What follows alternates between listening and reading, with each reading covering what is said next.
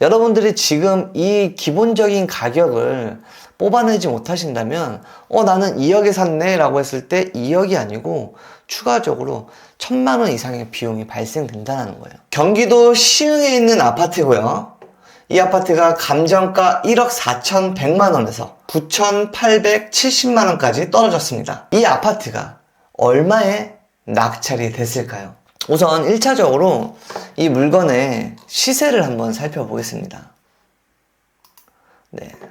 매매가 나와 있는 걸 보면 1억 5천짜리 12층이 나와 있고요. 그리고 2억 1천, 그리고 1억 3천, 1억 5천대가 실거래가로는 가장 높은 가격이 형성이 되어 있고요. 저 같은 경우에는 여기에 지금 시세는 약 1억 5천만 원 정도가 되지 않을까?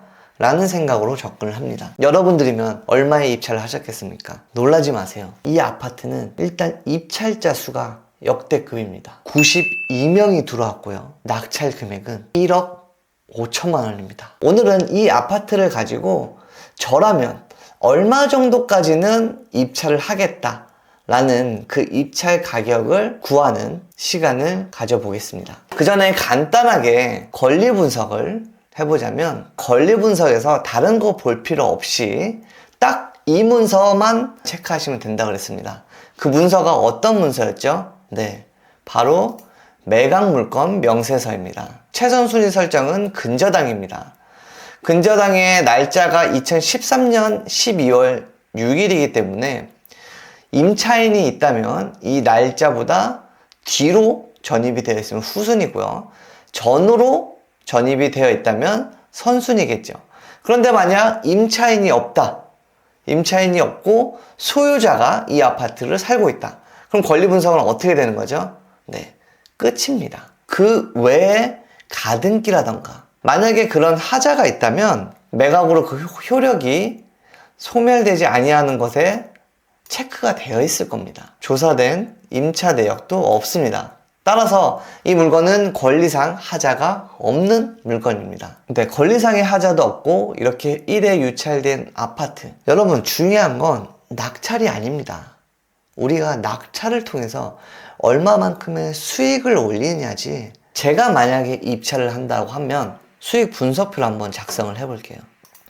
우선 감정가는 1억 4,100만 원입니다. 현재 최저가는 9,870만 원입니다. 낙찰가는 일단 아직은 모르겠어요. 네, 얼마에 낙찰받을지 아직 모르겠고, 취득세율을 먼저 좀 살펴볼 건데요.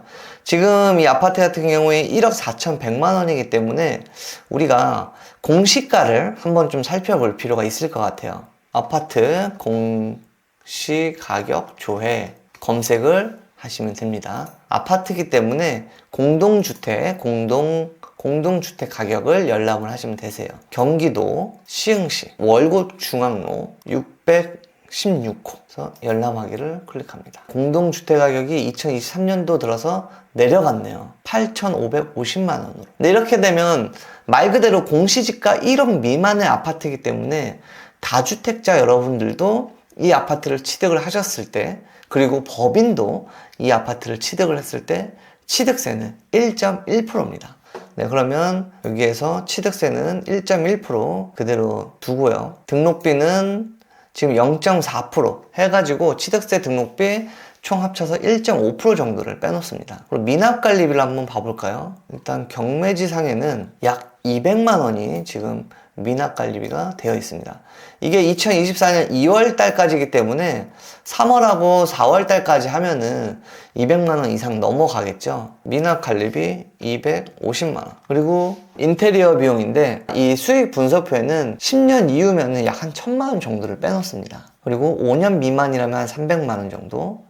그리고 5년에서 10년이면은 500에서 800만 원 정도가 빼놓는데, 이 정도면은 일단 최소 그래도 1,000만 원 정도의 인테리어 비용을 빼놔야 되지 않을까 싶습니다.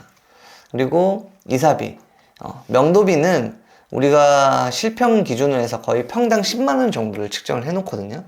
근데 지금 이 아파트 같은 경우에는 약 10평 정도 되니까 한 100만 원 정도로 일단 잡아놓겠습니다. 재산세는 네이버 부동산에 보시면 나와 있어요. 보유세는 약 7만 원 정도가 된다라고 잡아놨네요.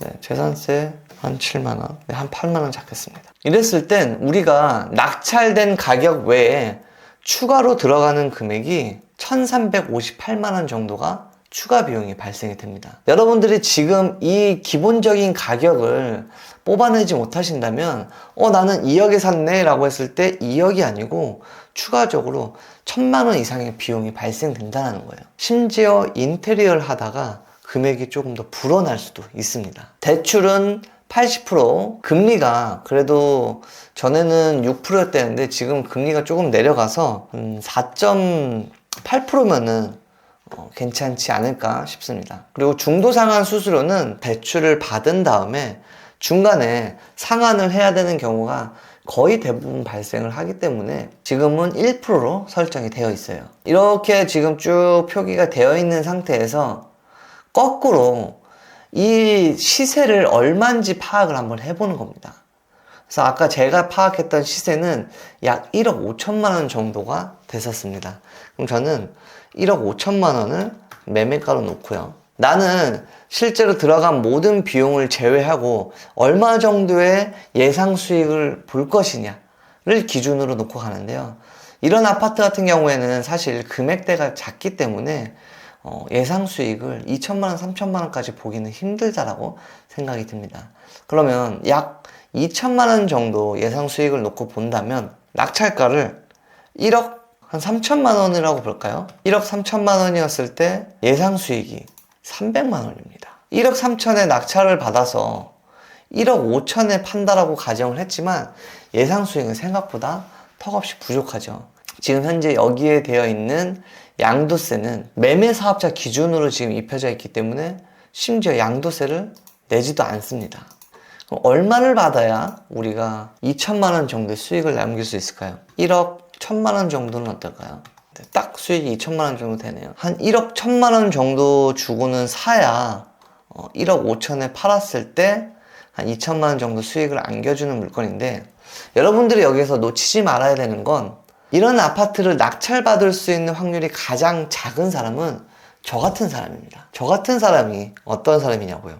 바로 투자자입니다. 투자자라는 건 수익을 남기겠다 라는 투자자의 관점으로 접근을 하게 되면 1억 3천에 사서 1억 5천에 팔아도 이렇게 저렇게 들어간 비용 빼면 300만 원 정도밖에 남지 않기 때문에 사실상 1억 3천만 원에 입찰하기도 힘든 상황이 됩니다. 그런데 이런 물건을 만약 지금은 당장 팔 생각이 없이 들어간다면, 그러면 투자자인 저보단 훨씬 더 낙찰 가격을 올렸을 수가 있을 텐데요. 그런 분들은 바로 실거주자입니다. 현재 나와 있는 물건이 전세 안고 들어가는 물건이 1억 6천만 원대이기 때문에 누군가는 1억 4천? 이 아파트에 입주를 한다 하더라도 나쁘지 않겠다라고 생각을 할 수도 있을 것 같아요. 오늘 제가 보여드렸던 이 수익 분석표는 이 영상을 보고 계신 분들한테는 공유를 해드리겠습니다. 이 영상 하단에 댓글로서 여러분들의 시청 소감을 남겨주시고요. 제가 링크를 남겨둘 테니까 신청해주신 분들을 통해서 오늘 수익 분석표를 나눠드리겠습니다. 여러분들도 이제 아파트 입찰을 하실 때 최소한 숨어있는 금액을 잘 파악을 하시면서 너무 고가로 낙찰받는 일이 없길 바라겠습니다. 애초에 1에 유찰된 하자가 없는 아파트는 생각보다 저렴하게 취득하기가 힘든 상황입니다. 그건 지금뿐만 아니라 예전부터 계속적으로 반복된 현상이고요. 남들이 조금 더 기피하는 그런 물건에 입찰을 하셔야지만 여러분들이 생각하는 그런 수익을 남길 수 있을 거라고 생각이 듭니다. 시행착오를 통해서 성공을 배운다의 착오였습니다. 감사합니다.